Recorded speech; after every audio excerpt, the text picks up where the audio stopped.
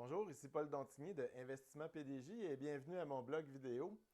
Alors aujourd'hui, je vous parle encore de la crise j'ai appelé ça la crise qui ne finit pas. On voit cette année qu'il n'y a pas des bons rendements. L'indice MSCI World nous démontre un peu ce qui s'est passé depuis 5 ans.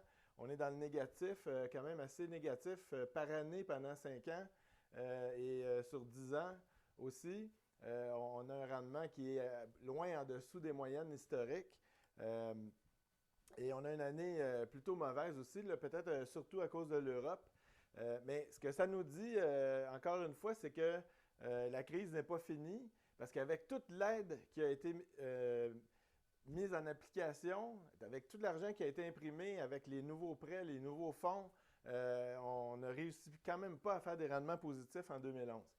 Euh, alors, la grande question qu'on se pose, surtout pour les baby boomers qui arrivent près de la retraite ou qui sont à la retraite, dans quoi investir? Et ce que je veux vous démontrer en premier lieu aujourd'hui, c'est que la plupart des actifs en ce moment dans lesquels on peut investir sont à des prix de crise. Et vous allez voir ce que je veux dire par des prix de crise. Et j'ai dit, sauf les actions mondiales, et je vous l'ai dit souvent, j'ai l'impression de me répéter, mais la Banque centrale des États-Unis et les autres banques centrales ont décidé qu'une des stratégies de relance, de croissance économique et pour régler la crise, c'était de soutenir artificiellement le prix des actions. Historiquement, ça n'a pratiquement jamais fonctionné des stratégies comme ça, mais c'est encore la stratégie qu'ils utilisent jusqu'à aujourd'hui. Et un autre actif pour nous Canadiens, l'immobilier canadien, qui a quand même bien fait là, depuis plusieurs années.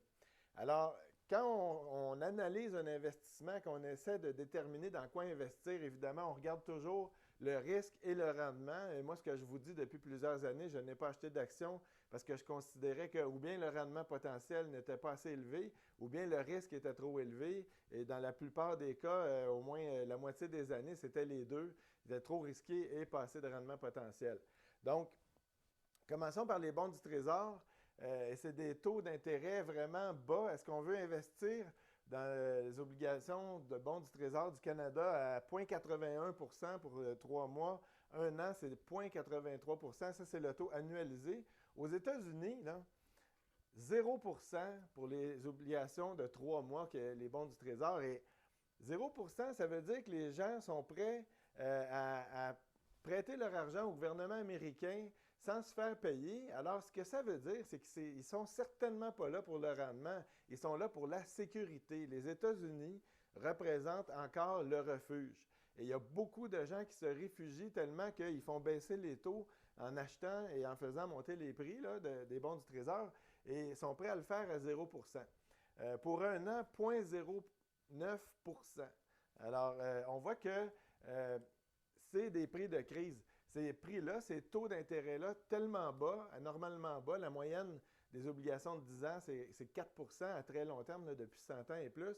Alors, les gens sont prêts à se protéger de la crise avec ces actifs-là. Donc, les prix, les taux de rendement offerts sont des taux de crise.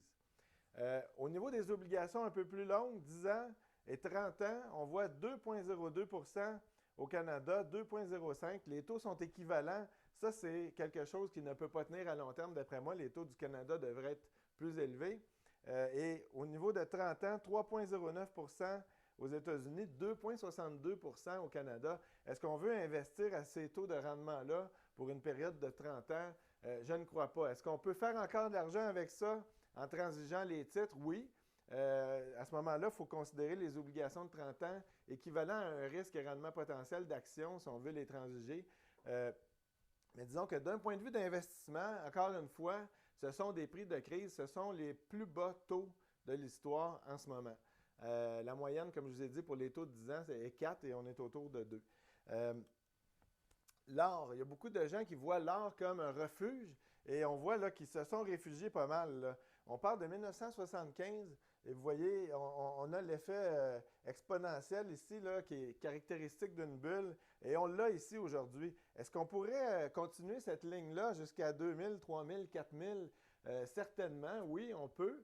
Est-ce que ça peut retomber autour de 400, 800, 1000? Oui. Alors, c'est un actif, encore une fois, qui reflète déjà peut-être la totalité ou une très grande partie de la crise, et ça dépend de ce qui se passe dans le futur. Alors, je ne vous donne pas vraiment une opinion, est-ce qu'il faut acheter ou non de l'or, mais je vous dis, le prix actuel reflète la conscience des investisseurs ou des spéculateurs du fait qu'il y a une crise en ce moment. Okay? Dans les actions, on voit que, j'ai regardé ce matin, le ratio court-bénéfice de l'indice S&P 500 aux États-Unis est à 14. C'est à peu près la moyenne historique, elle est à 15. Là. Alors, ça ne reflète pas un prix de crise. Ça reflète un prix moyen avec, en plus, une comptabilité libertine. Je vous l'ai dit que les banques ont eu la permission de cacher certaines pertes reliées à des produits dérivés avec des normes comptables qui ont été votées, acceptées aussi par le Security Exchange Commission. Alors, on ne voit pas les véritables pertes des banques en ce moment. Et donc, on ne voit pas non plus les pertes de toutes sortes de corporations qui ont des produits dérivés aussi. On a une aide soutenue des gouvernements, des banques centrales depuis 4 ans. Et vraiment, c'est pour ça qu'on a des profits records et des profits en pourcentage qui sont à des niveaux records et en dollars. Et je vous dis, ces profits-là sont insoutenables. Et ça, je pense que je le dis presque à chaque fois que je fais une chronique. Parce que, aussitôt que l'aide est retirée, on voit que les chiffres de vente, les profits baissent et ils sont obligés de refaire un autre plan d'aide. À un moment donné, ça va se terminer. Il va falloir laisser aller le ralentissement dans les ventes et les profits pour se sortir de cette crise-là. Okay? Alors, ce que je vous dis, c'est que les actions, en ce moment, ne sont pas à des prix de crise. Ce n'est pas l'aubaine du siècle, l'aubaine de la décennie. On vraiment transige à des prix artificiellement élevés et extrêmement risqués, donc. L'immobilier canadien, l'immobilier a bien fait au Canada, dans le résidentiel et dans le commercial. Et moi, ce que je vous dis, c'est que la raison principale de ça, c'est encore l'aide. Au Canada, on s'amuse à dire, ou on est fier de dire que le Canada n'a pas eu besoin d'aide. C'est absolument faux. Le Canada a eu presque autant d'aide en proportion de la grosseur de son système financier que les États-Unis. Ça s'est fait par la CHL, par des garanties et du soutien de liquidité aux banques. On en a beaucoup moins parlé parce que c'était beaucoup plus spectaculaire aux États-Unis et quand même, on bénéficiait de l'avantage d'avoir beaucoup de biens de commodité et de business de commodité qui ont mieux fait que les économies purement industrielles.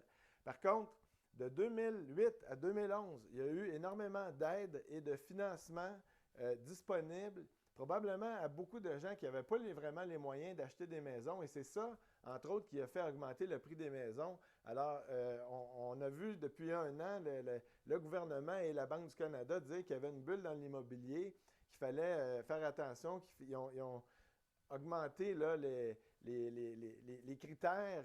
Ils ont rendu les critères pour acheter des maisons ou pour s'endetter un peu plus difficiles. Alors, on voit que déjà, les faits sont là et il reste à la population à réaliser que ces faits sont réels, qu'il y a une bulle dans l'immobilier au Canada.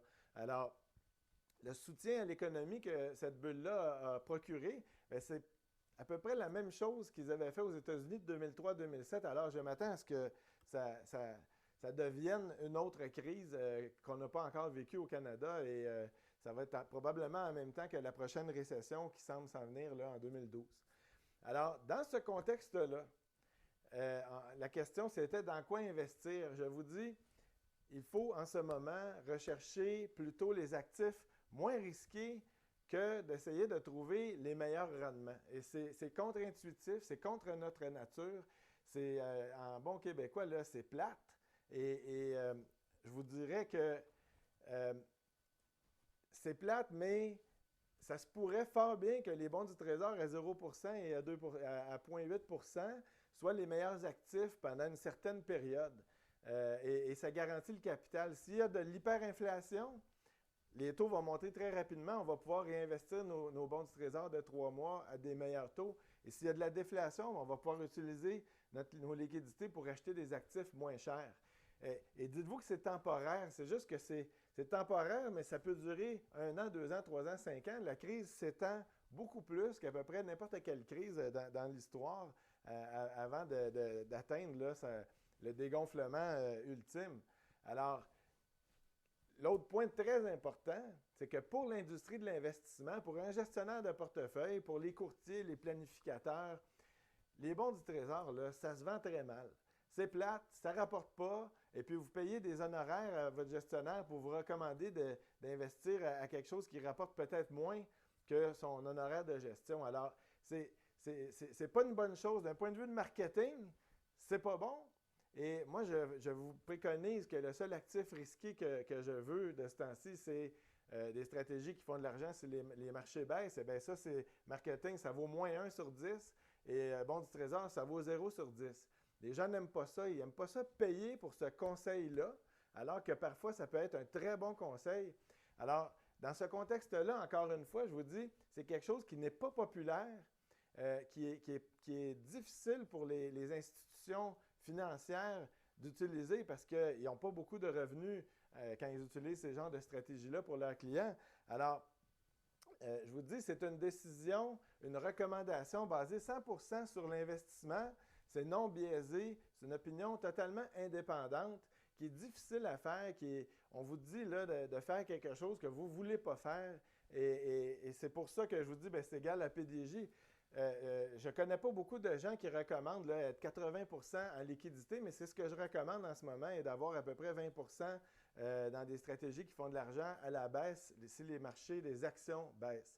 Alors, il y a une très grosse portion du portefeuille qui est très sécuritaire et le 20% qui correspond à un risque équivalent à un portefeuille diversifié en actions. C'est ce que je recommande, c'est impopulaire. Et je vous recommande fortement de ce temps-ci de réviser vos portefeuilles et de commencer à vraiment penser réduction du risque et non augmentation du rendement. L'augmentation du rendement viendra plus tard, une fois que les prix des actions seront à des prix qui reconnaissent qu'il y a une crise en ce moment et qu'elle est loin d'être terminée.